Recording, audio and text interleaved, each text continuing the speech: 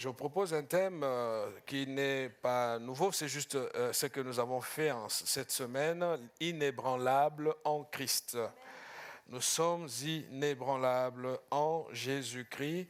Et le premier texte que nous allons lire se trouve dans l'épître de Paul aux Romains. Romains chapitre 8.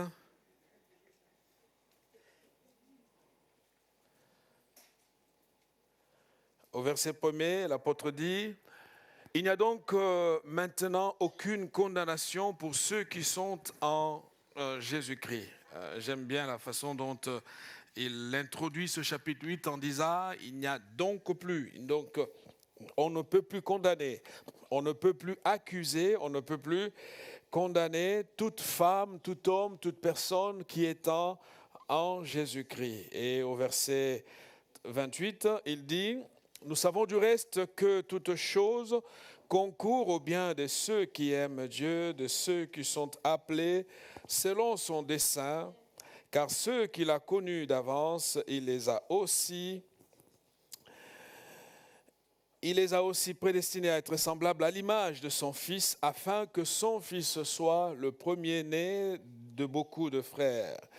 Et ceux qu'il a prédestinés, il les a aussi appelés, et ceux qu'il a appelés, il les a aussi justifiés, et ceux qu'il a justifiés, il les a aussi glorifiés. Que dirons-nous donc à l'égard de ces choses? Si Dieu est pour nous, qui sera contre nous? Lui qui n'a point épargné son propre Fils, mais qui l'a livré pour nous tous, comment ne nous donnera-t-il pas aussi toutes choses avec lui? Qui accusera les élus de Dieu? C'est Dieu qui justifie. Qui les condamnera? Christ est mort. Bien plus, il est ressuscité. Il est à la droite de Dieu et il intercède pour nous. Qui nous séparera de l'amour de Christ? Sera-ce la tribulation ou l'angoisse, ou la persécution, ou la faim, ou la nudité, ou le péril, ou l'épée? Selon qu'il est écrit, c'est à cause de toi qu'on nous met à mort tout le jour, qu'on nous regarde comme des brebis destinées à la boucherie. Mais dans toutes ces choses, nous sommes plus que vainqueurs par celui qui nous a aimés. Car j'ai l'assurance que ni la mort, ni la vie, ni les anges, ni les dominations, ni les choses présentes, ni les choses à venir, ni les puissances, ni la hauteur, ni la profondeur, ni aucune autre créature ne pourra nous séparer de l'amour de Dieu manifesté en Jésus-Christ, notre Seigneur. Et 1 Corinthiens, Paul dit ceci dans 1 Corinthiens, chapitre 15, au verset 57, les versets 57 et 58. L'apôtre Paul dit « Mais grâce soit rendue à Dieu qui nous donne la victoire par notre Seigneur Jésus-Christ.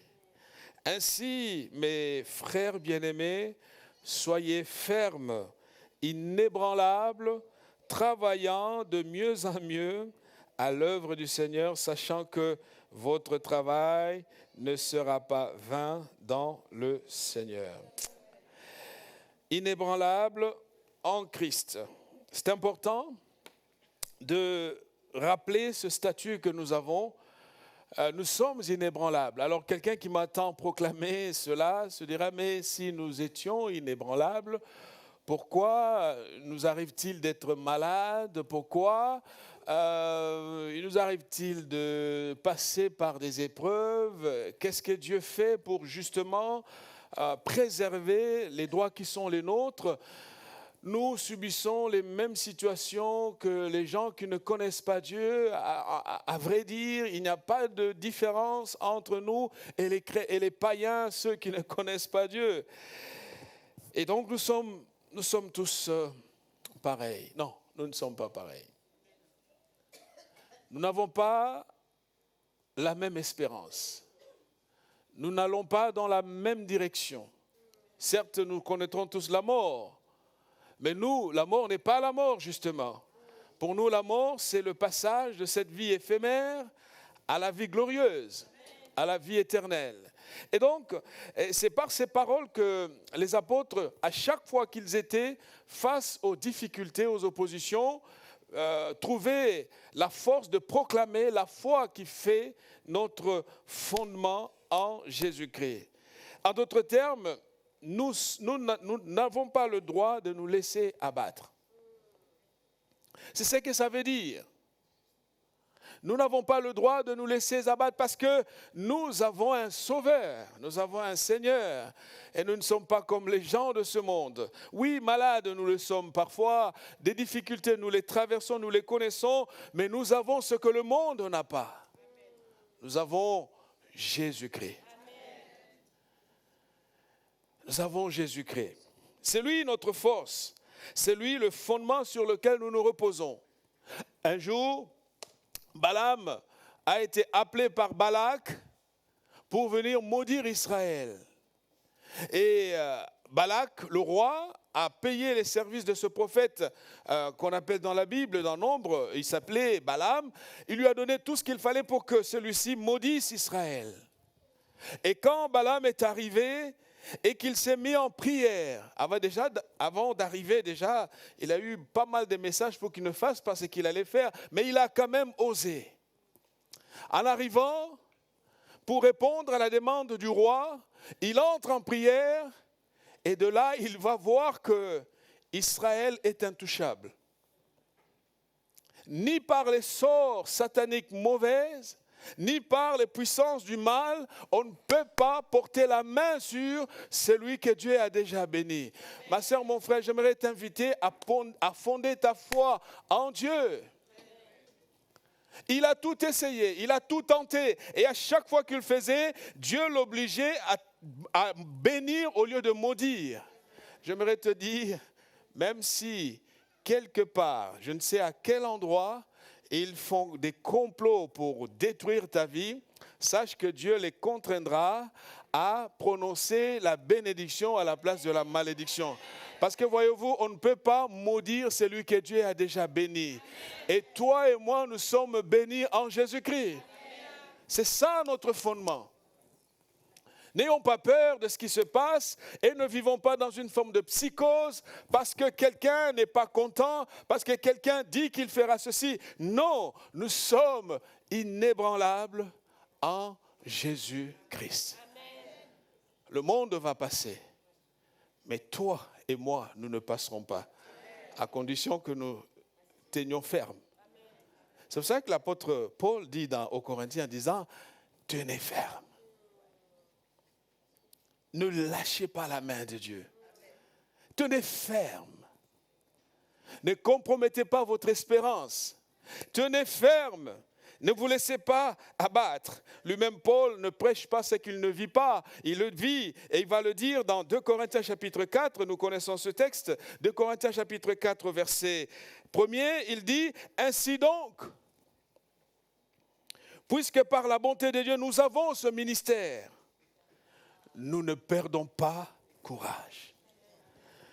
Nous sommes dans un monde qui va tout faire et qui va tout tenter avec l'intention de nous faire perdre notre courage. Mais Paul dit, j'ai un ministère qui est tellement précieux, raison pour laquelle je ne perds pas courage. Celui qui sait qui est Dieu pour lui, reste ferme. Ne perds pas courage. Même si tu viens de perdre ton emploi, même si tu es malade, même si le verdict du médecin est tellement effrayant, ne perds pas courage. Paul dit, nous ne perdons pas courage. Nous ne perdons pas courage parce que nos yeux ne sont pas fixés sur la gloire qui passe, mais nos yeux sont fixés sur le royaume éternel. Frères et sœurs, c'est pour ça que j'aimerais juste dire à chacun, pendant que nous sommes dans ce monde, comprenons le sens de la mission qui est la nôtre. Nous ne perdons pas courage. Le démon ne me fera pas perdre courage. Parce que je sais que Dieu tient ma vie. Et au verset 16, il dit, voilà pourquoi. Et il donne les raisons. Il dit, voilà pourquoi nous ne perdons pas courage. Et j'aime la force de Paul. Il dit, je ne peux pas perdre courage. Parce que je sais que j'ai le plus grand bien, Jésus-Christ. J'ai le meilleur des trésors, le Fils de Dieu. J'ai fondé ma foi en lui. Je sais que quoi qu'il arrive, il ne m'abandonnera pas. Amen. Frères et sœurs, on peut avoir sa maison remplie des choses. Mais j'aimerais simplement te dire que le jour viendra où tu entreras dans un cercueil et tu laisseras toutes ces choses. Le comble, c'est que tu ne sais même pas comment ceux qui viendront géreront ces choses. Ce matin, j'aimerais te dire, réconcilie-toi avec Dieu. Amen. Reçois Christ comme Seigneur et Sauveur. Vous savez, la jeunesse, c'est l'Ecclésiaste qui dit que la jeunesse nous trompe. Parfois, quand on est jeune, on se sent toujours frais, on se sent toujours...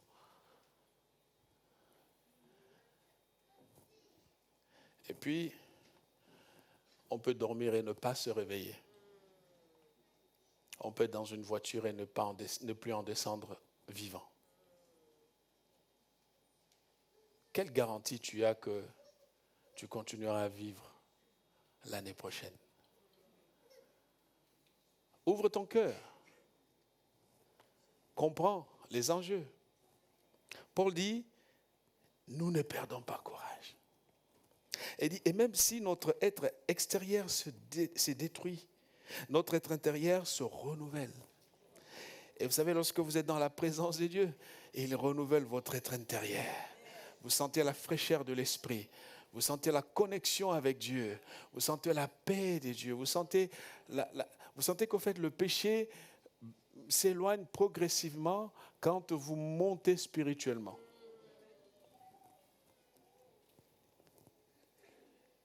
En effet, nos légères afflictions, dit Paul, du moment présent, produisent pour nous, au-delà de toute mesure, un poids éternel de gloire.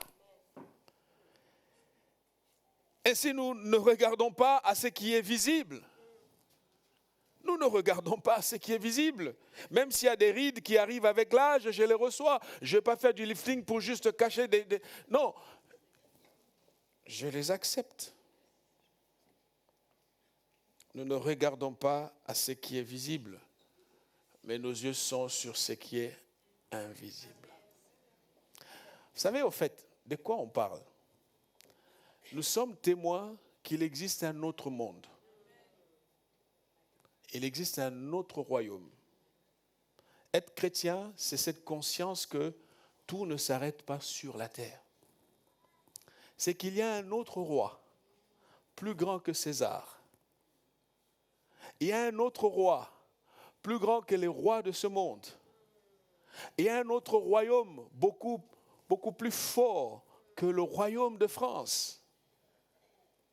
Il y a un autre royaume, le royaume éternel, le royaume de gloire. Le royaume dans lequel on retrouvera toutes les nationalités. Il n'y aura pas de problème de papier dans ce royaume.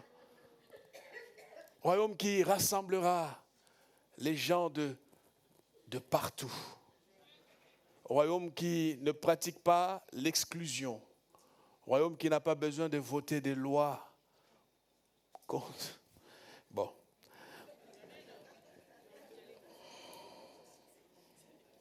Car les réalités visibles sont passagères et les invisibles sont éternelles.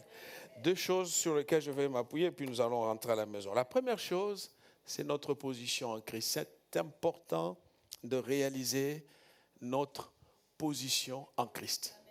J'insiste, en Christ. Notre position en Christ. Paul commence au verset 8, nous l'avons lu, il dit, il n'y a donc plus, maintenant, aucune condamnation. Pour qui? Pour ceux qui sont en Jésus-Christ. Parole de consolation pour nous tous qui avons fait le choix de suivre Jésus-Christ.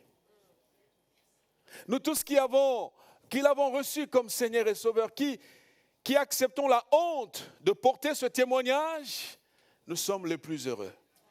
Ne cache pas ce témoignage parce que tu es devant quelqu'un qui te donne l'impression d'être quelqu'un qui a bien réussi dans la vie et qui...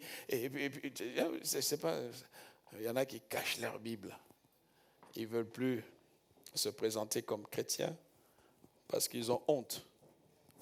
Pourquoi avoir honte? Pourquoi avoir honte? C'est pour ça que l'apôtre Paul disait « Je n'ai pas honte de l'évangile ». Il parlait aux Romains. Une église qu'il n'a jamais visitée, et il avait le désir d'aller rendre visite à cette église. Et il dit, mais je sais que vous êtes dans une grande ville, la capitale de notre royaume, et tout est là, les enjeux et tout. Et Paul dit, je n'ai pas honte de l'évangile. Je n'ai pas honte de l'évangile.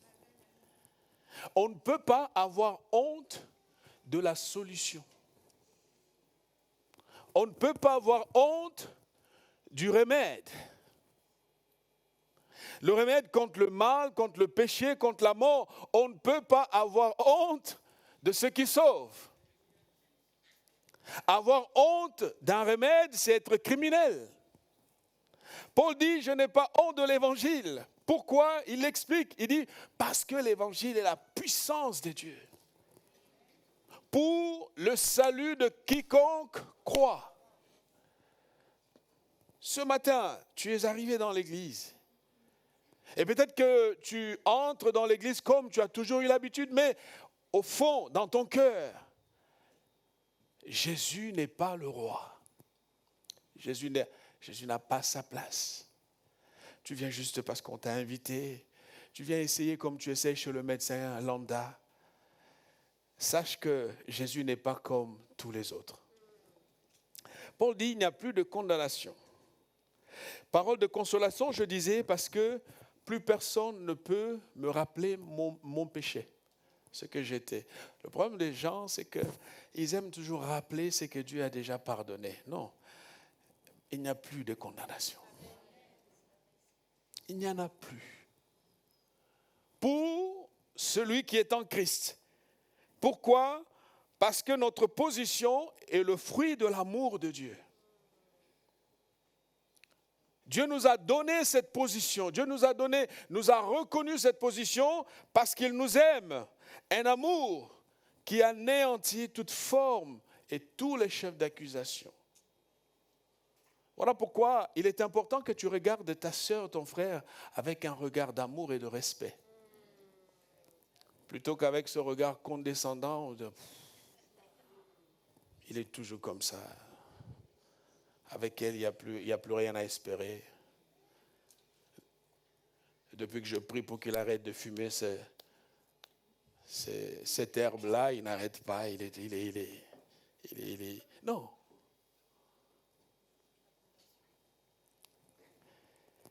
Paul dit, que dire de plus?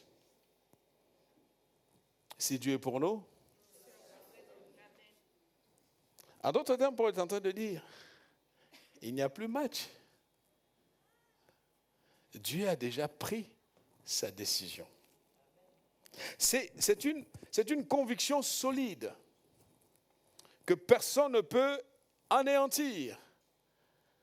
Au chapitre 9, l'apôtre Paul explique aux Corinthiens, toujours aux Romains, parlant du choix souverain de Dieu, de comment Dieu agit.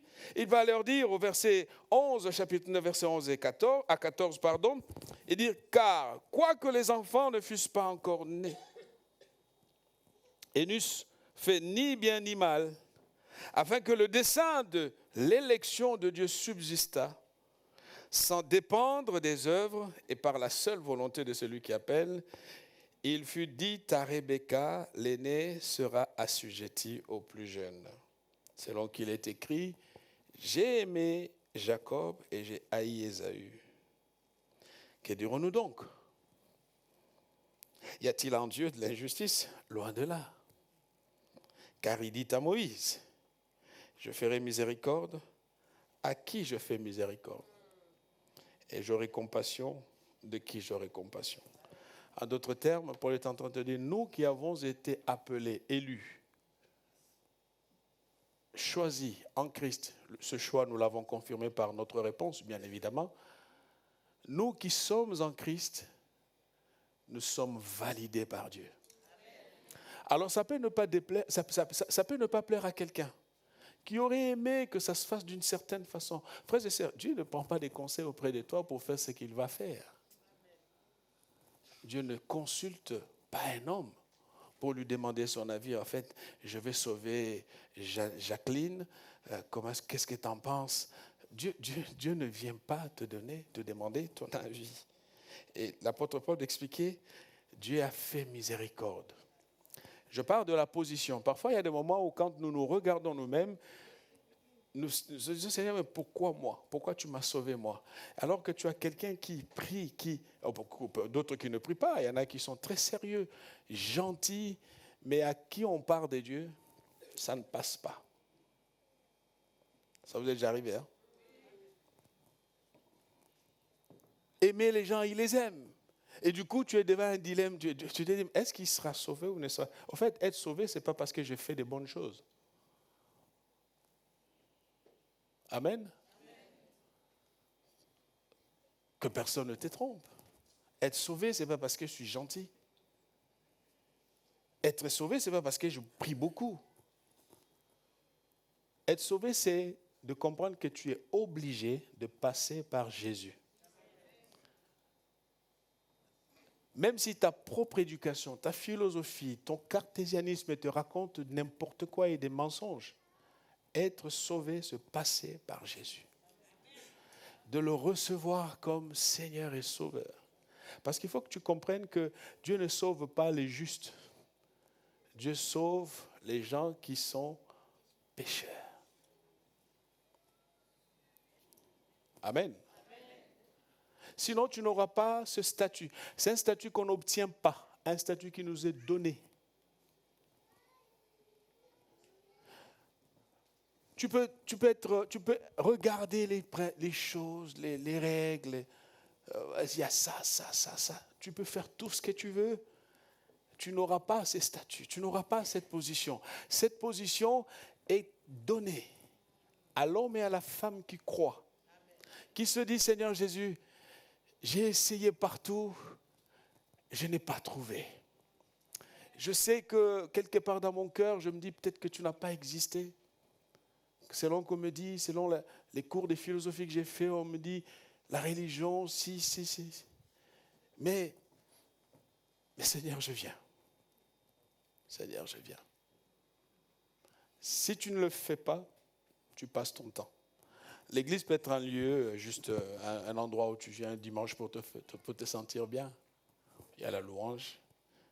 J'ai vu des gens, surtout dans une société où les gens ont du mal à voir les gens. On peut venir à l'église, pas avec la conviction. Ça devient comme un cadre social. Alors que la vie, la position que nous obtenons, elle nous est donnée quand nous acceptons que Christ est Seigneur. Paul est en train de dire ceci. Quand l'arbitre a déjà sifflé la fin du match, il n'y a plus match. C'est-à-dire que Dieu a déjà décidé. Et j'aime la position que j'ai en Christ. Parce que je sais que cette position-là, elle m'a été donnée par quelqu'un qui est mort à ma place. Quelqu'un qui a payé le prix à Dieu pour que je sois dans l'église. Ce n'est pas mon grand-père, ce n'est pas ma mère, ce ne sont pas les prières de ma mère, c'est Christ qui est mort sur la croix. Frères et sœurs, réalisons l'importance de qui est Jésus pour nous. À force de célébrer Noël et d'avoir le petit Jésus dans le berceau, on est trompé par l'histoire et par la culture. Jésus est le roi. Amen. Jésus est le Seigneur. Il est le Sauveur. La position qui nous rappelle qu'il y a eu un sacrifice, justement, c'est ce que j'ai dit. Jésus est mort. Tout ce que Dieu voulait, c'est la justice de Jésus, pas la justice d'un homme. La justice de Jésus. Voilà pourquoi Paul dit aux Romains au chapitre 5, au verset 6, en disant, il leur dit ceci, « Car lorsque nous étions encore sans force, j'aime cela, lorsque nous étions sans force, esclaves du péché, esclaves de la drogue, esclaves du sexe, esclaves de l'argent, esclaves de toutes les formes de vices que vous connaissez. » Il dit, lorsque nous étions sans force, Christ, au temps marqué, est mort pour des impies. À peine mourrait-on pour un juste. Quelqu'un peut-être mourrait-il pour un homme de bien. Verset 8, Paul dit, mais Dieu prouve son amour. La mort de Christ est la preuve que Dieu nous aime. Dieu prouve son amour envers nous, en ce que lorsque nous étions encore des pécheurs, Christ est mort pour nous. C'est pour toi que Jésus est mort. C'est pour toi que Jésus est mort. La position qui rappelle que notre dossier d'accusation est vide. C'est pour ça en fait qu'il ne faut pas prendre ce malin plaisir à briser les gens que Dieu a gagnés difficilement. Ne te mets pas en position d'un gourou spirituel qui écrase les autres.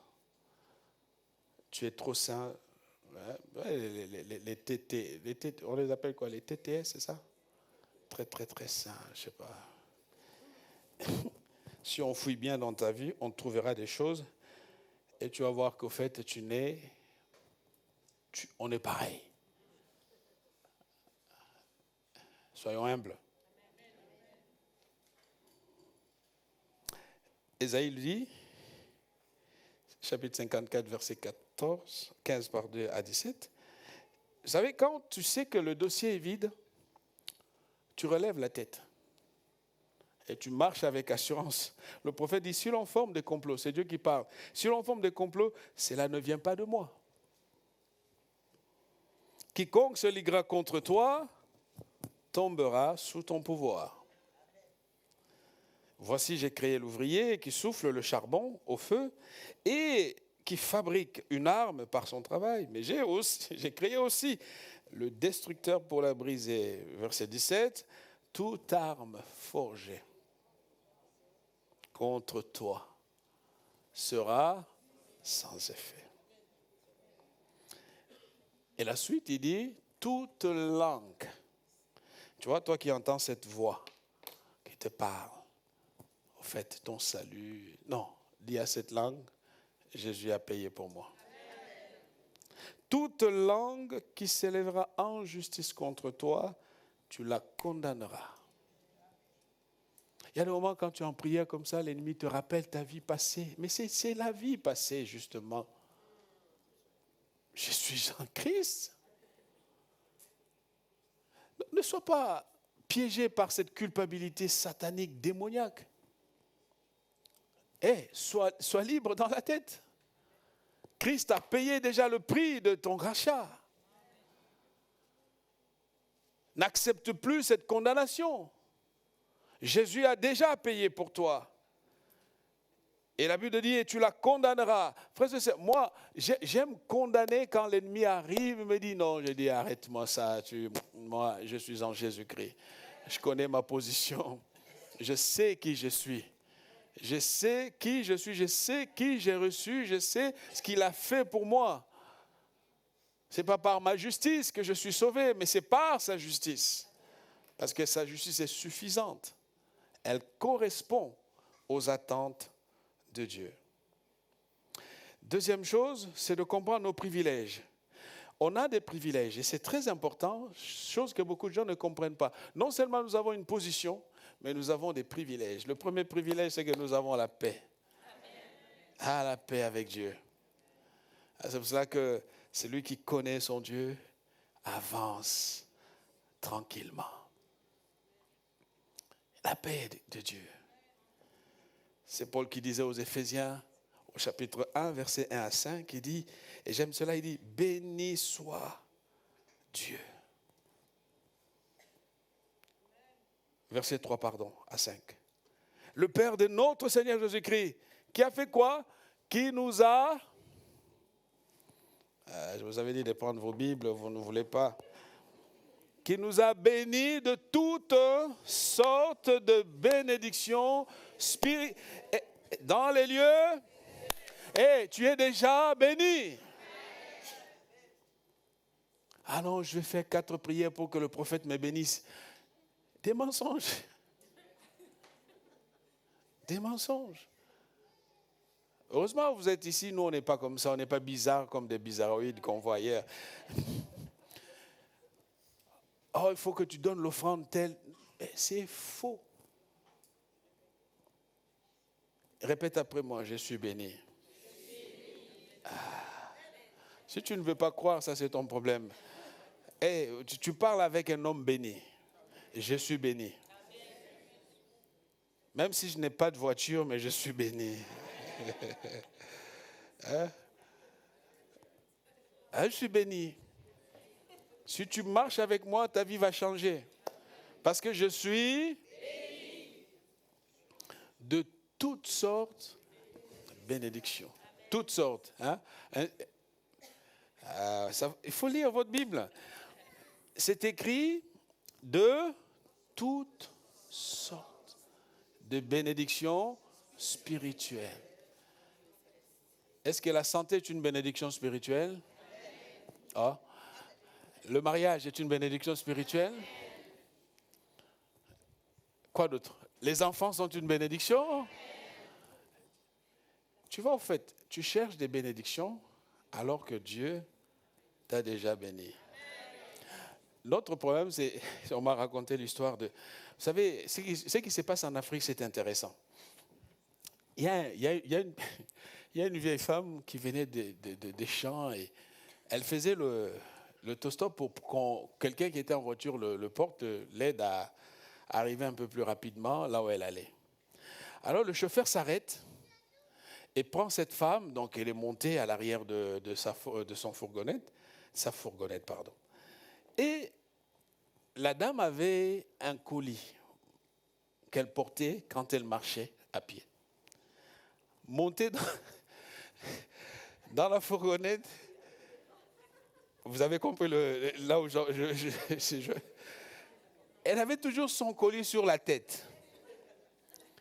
Et puis à un moment donné, quand le chauffeur freinait, puis le chauffeur s'est dit, mais qu'est-ce qui s'est passé? Retourne, dit, mais cette femme, malgré le fait qu'on la portait dans une fourgonnette, elle avait encore son colis sur sa tête. Et le chauffeur s'est arrêté et dit, mais non, le principe de vous prendre dans mon véhicule, c'était de vous alléger de cette tâche. Posez votre colis par terre. Le véhicule le porte déjà. C'est un peu le problème de beaucoup de chrétiens qui ne comprennent pas que Jésus a déjà porté mon fardeau. Jésus a déjà pris mon lourd fardeau. Et là, tu es là, tu es en train de te battre encore. Tu as des privilèges. La Bible dit de toutes sortes de bénédictions. Vous savez, moi, je me considère comme un homme béni. Tu ne peux pas changer ça de ma tête. Je préfère la mort que te croire. Tu ne peux pas me l'enlever de ma tête. Je sais que je suis béni. De toutes sortes de bénédictions. Si tu ne vas pas me donner quelque chose parce que tu me vois béni, ce n'est pas grave. Moi, je suis béni. J'essaie d'augmenter ta foi. Amen. Fais pas le pauvre pour qu'on ait pitié de toi. Non. Est-ce que quelqu'un me comprend?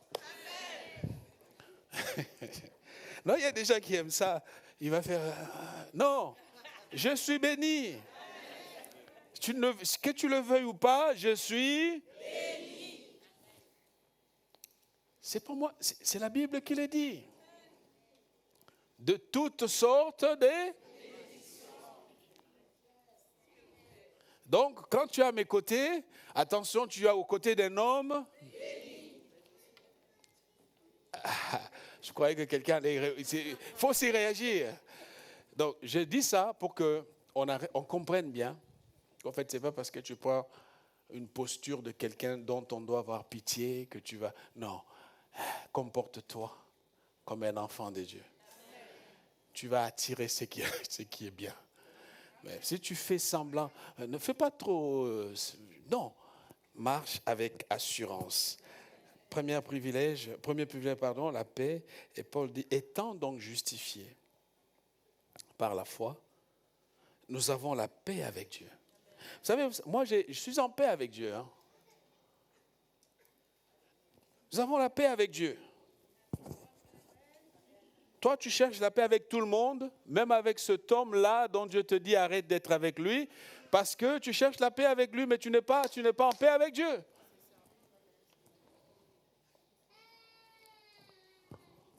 Nous avons la paix avec Dieu par notre Seigneur Jésus-Christ, à qui nous devons avoir eu, par la foi, accès à cette grâce dans laquelle nous demeurons fermes. Et nous nous glorifions dans l'espérance de la gloire de Dieu. L'apôtre Paul disait aux Philippiens, et la paix de Dieu, qui surpasse toute intelligence. Ah, qu'est-ce que Paul est en train de dire? Vous ne pouvez pas rationaliser, vous ne pouvez pas intellectuellement comprendre la paix de Dieu. Impossible. Il dit la paix qui surpasse toute forme de connaissance, d'intelligence. Cette paix gardera vos cœurs et vos pensées en Jésus-Christ. Deuxième privilège, la réconciliation. Je suis réconcilié avec Dieu. Je suis réconcilié avec Dieu. Personne ne peut venir me dire... Non, Dieu c'est mon Père, au fait. Dieu c'est mon Père. On voit les fils d'eux, les filles d'eux se comporter avec beaucoup d'arrogance.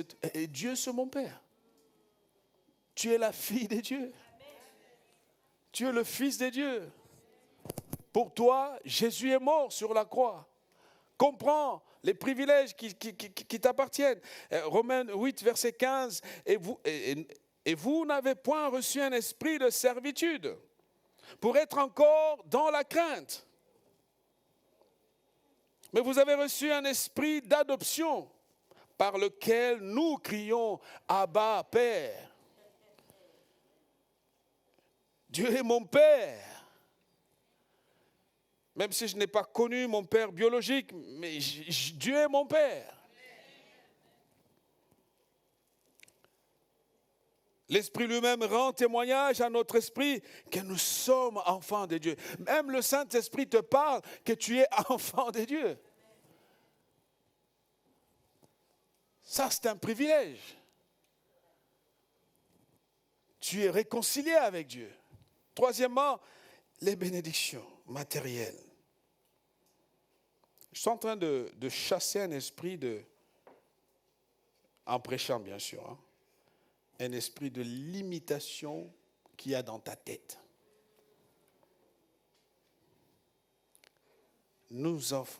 Paul dit aux Romains, verset 2, chapitre 8, verset 32, chapitre 8, il dit, lui, c'est-à-dire Dieu, qui n'a pas épargné son propre fils. On peut lire. Dieu n'a pas épargné son... En fait, pour te bénir, Dieu n'a pas épargné son propre fils. Même Jésus, il l'a donné pour toi. Il dit, mais qu'il a livré pour nous tous. Tu te rends compte que pour toi, Dieu a livré Jésus. Paul de continuer en disant, comment ne nous donnera-t-il pas aussi toutes choses avec lui? Deux transferts qui ont eu lieu. Il y a le transfert de la bénédiction à la place de la malédiction. Ça, c'est un transfert. Là où tu aurais dû être maudit, Dieu a dit non, ça suffit. Elle sera bénie. C'est ce que Paul rappelle dans l'Épître aux Galates, chapitre 3, verset 13. Il dit, Christ nous a rachetés de la malédiction de la loi, étant devenu malédiction pour nous. J'ai vu des gens rester dans des théories compliquées. spirituellement compliqué. En fait, ce n'est pas que ces théories fonctionnent. C'est toi qui leur donnes une certaine validité. Et comme tu crois, ça se fait. Amen. Comme tu le... C'est psychologique. Tu es dans ça, c'est ton problème. Ça va fonctionner, pas parce que c'est puissant. C'est toi qui donnes cette validité à n'importe quoi. La Bible dit, Christ est devenu malédiction pour nous. Que je sors d'une famille où la lignée est compliquée, il y a eu des problèmes, il y a des pratiques, il y a eu des paroles de sort jetées qui... Je suis en Christ. Je suis en Christ. Je sais qui je suis, je connais ma position et je réclame cette position devant Dieu. Je suis en Christ. Et verset 14 dit, afin que la bénédiction d'Abraham, vous vous rendez compte, la bénédiction d'Abraham est sur nous. Frères et sœurs, soyons forts. Et fiers s'il le faut. Paul dit que celui qui se glorifie, se glorifie. Ah, je vous ai vu me regarder, il dit que soyons fiers. Oui, soyons fiers. La Bible dit que celui qui veut se glorifie d'avoir connu Christ. Hein, c'est dans la Bible. Hein? Quand tu as Jésus, tu as tout. Tu as tout. Tu as tout. Transfert spirituel, mais aussi la prospérité matérielle. Bon, il y en a qui disent non. 3 Jean 2, il dit, bien-aimé, je souhaite que tu prospères à tous égards. À tout.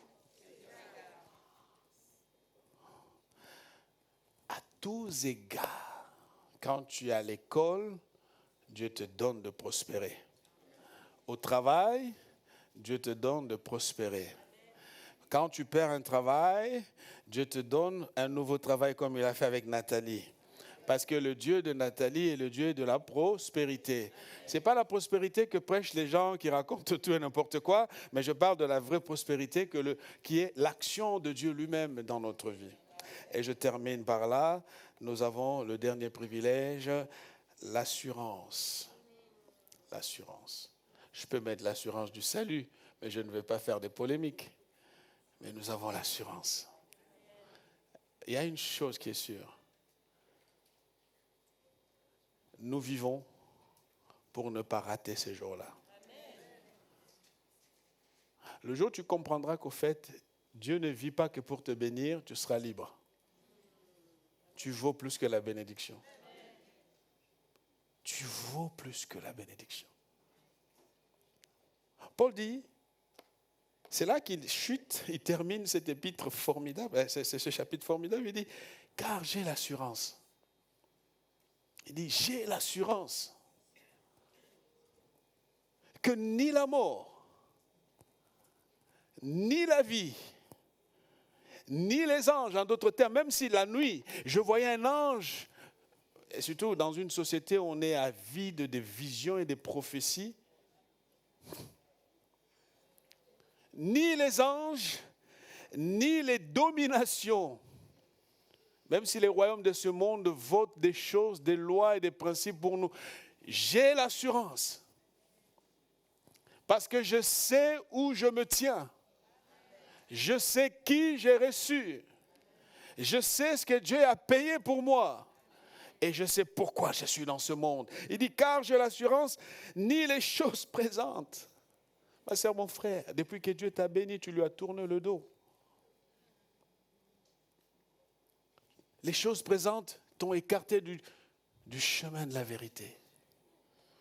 Ni les choses à venir, ni les puissances, ni la hauteur, ni la profondeur. En d'autres termes, Paul est en train de tout décrire, de montrer qu'au fait, et il atterrit en disant, ni aucune autre créature ne pourra nous séparer de l'amour de Dieu manifesté en Jésus-Christ. Et que rien, alors rien, ne te sépare de l'amour de Dieu. Tiens bien la main de Dieu. Que rien ne te sépare de l'amour de Dieu. Que rien ne te sépare de l'amour de Dieu. Parce que cet amour a été manifesté à la croix. Frères et sœurs, nous sommes des pèlerins dans ce monde. Que rien ne vienne nous arracher la paix. Dans la maladie, que rien ne te sépare de l'amour de Dieu. Dans le chômage, dans le célibat, quelle que soit la situation passagère que tu traverses, garde l'assurance. Quelqu'un a déjà payé cette assurance. Ça a coûté cher. Ça a coûté la vie du Fils de Dieu.